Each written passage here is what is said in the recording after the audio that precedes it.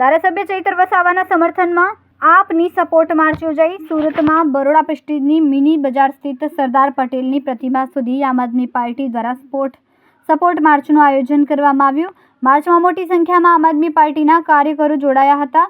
આમ આદમી પાર્ટી ધારાસભ્ય ચૈતર વસાવાએ થયેલી સજાના વિરોધમાં અને તેમના સમર્થનમાં આ પદયાત્રા યોજી હતી। ચૈતર વસાવા તું આગે બળોના નામના બેનર સાથે મોટી સંખ્યામાં કાર્યકરો જોડાયા હતા। મારું નામ રામ ભરૂચ છે। હું આમ આદમી પાર્ટીનો પ્રદેશ ઉપાધ્યક્ષ છું।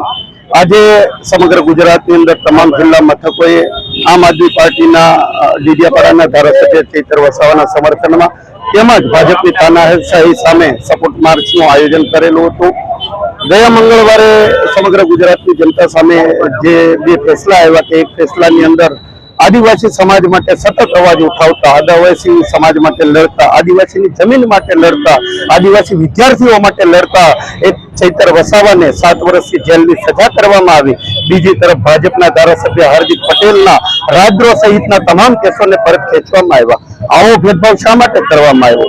એટલા માટે કરવામાં આવ્યો કે ચૈતર વસાવા ઉપર અગાઉ પણ ઘણા બધા કેસો કરવામાં આવ્યા, જેલમાં મોકલવામાં આવ્યા, એમને ભાજપમાં જોડાઈ જવાની ઓફર અને લાલચ આપવામાં આવી, પણ હાર્દિક પટેલની જેમ ચૈતર વસાવા ભાજપના તાબે થયા નથી, ભાજપમાં જોડાયા નથી અને એટલા માટે તાત્કાલિક કેસ કરી અને એમને જેલમાં પૂરવામાં આવ્યા।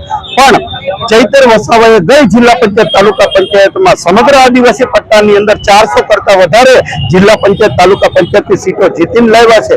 ભાજપથી એ સહન ન થયું, એમના પેટમાં તેલ રેડાયું અને આ કેસને તાત્કાલિક રીતે ષડયંત્રના ભાગરૂપે સજા અપાવી એમને જેલમાં મોકલવામાં આવ્યા। પણ આજે સમગ્ર આમ આદમી પાર્ટીનો પરિવાર ચૈતરભાઈ વસાવાના પરિવારની સામે છે।